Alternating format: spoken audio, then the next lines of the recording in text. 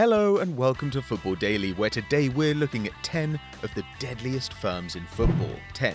FK Sarajevo. We start in Bosnia with FK Sarajevo ultras Horde Zla. Their name translates to Horde of Evil, and the group became notorious in the late 80s and early 90s, with their famous crimes including riots in Mostar and the stabbing of two partisan fans. In the 2000s, the group separated into two factions, the old versus the young, and matches were often overshadowed by fighting between them. But they reunited to battle supporters of Široki Brijeg, who were mostly Herzegovinian Croats, while most Sarajevo fans were Bosnian Muslims. In 2009, the rivalry came to a head. Horde Zla faced off against Škripari, a Široki fan club known for displaying the swastika. Police cars were set alight and shops were demolished, while one man was shot and killed, reportedly by the police. The copper accused of the murder was arrested, only to escape from custody just hours later.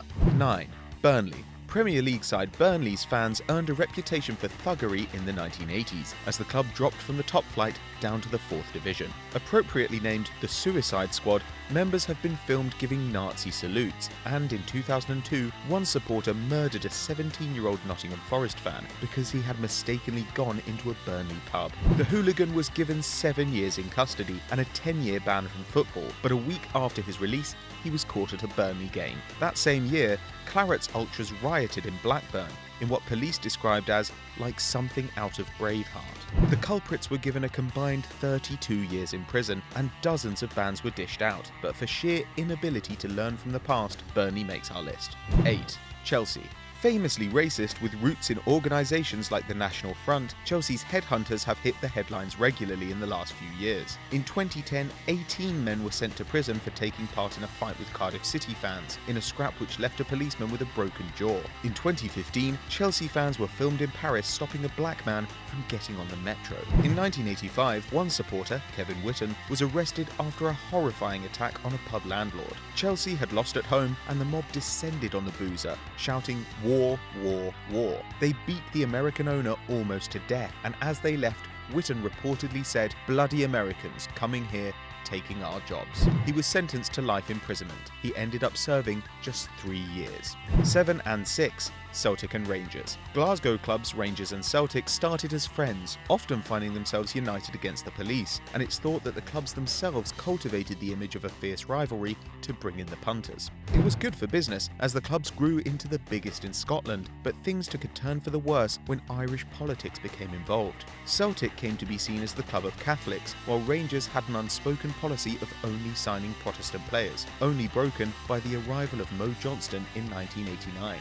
Bottles and alcohol have been banned in the stadiums to prevent violence between the two sets of fans, but the derby still brings out the worst of Glasgow. In 2015, a minivan taking Rangers supporters to a match was stopped, and Celtic fans attacked the occupants, knocking out a 10-year-old's teeth and leaving one man in hospital with a broken jaw and suspected brain damage.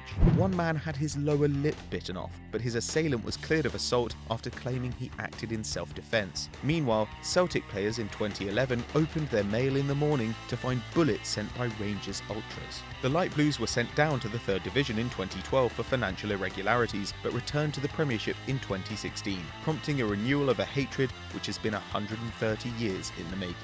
5. Millwall.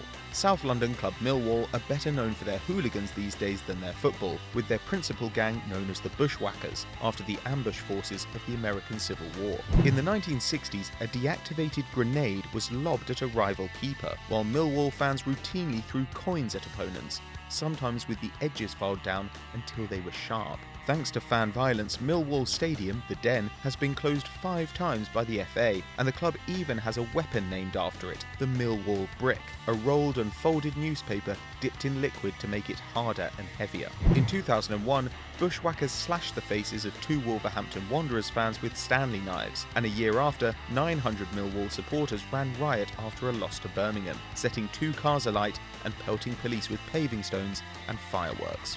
4. Feyenoord.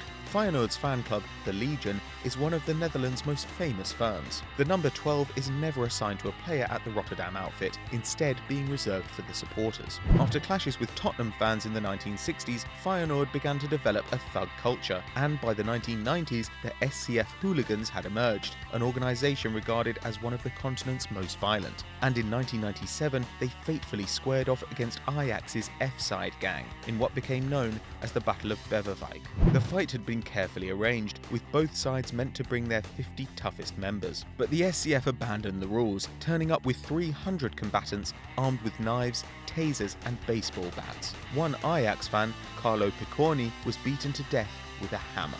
3.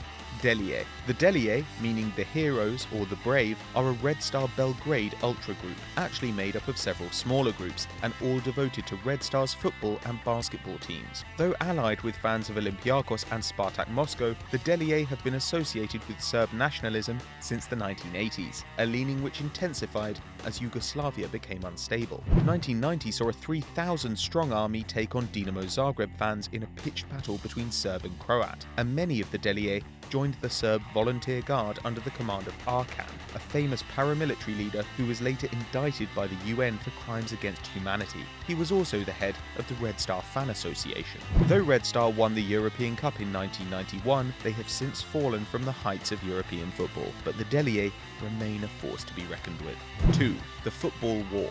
In 1969, El Salvador and Honduras were on the verge of conflict. 20% of Honduras's rural population was made up of Salvadoran immigrants, and the country began to deport them, splitting up families and redistributing land to native Hondurans. Into this hostile atmosphere came a World Cup qualifier between the nations, which, unfortunately enough, used a best-of-3 format. The first two fixtures saw tensions escalate, with the Salvadoran players having dead rats thrown through their windows in Honduras, and the Honduran fans beaten in the second game in San Salvador. El Salvador won the third match, played in Mexico, but by now the hatred had boiled over, and 3 weeks later, war broke out. Both countries conducted air raids, and by the time a ceasefire was negotiated, more than 3,000 people had died, the majority of them civilians. It took another 11 years for a formal peace treaty to be signed. 1. Roma.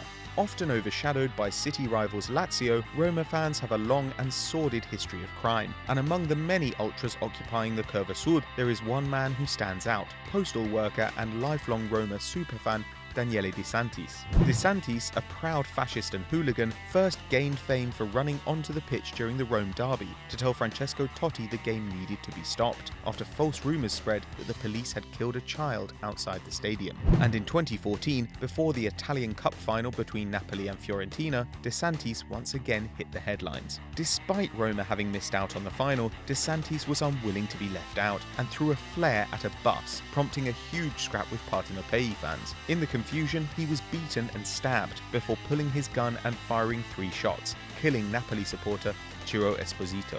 He is now serving 26 years in prison. So there we have it, but what do you guys at home think? Let us know in the comments below. And if you enjoyed this video, why don't you click here for loads more great content and down there to subscribe. And as always guys, we'll catch you later.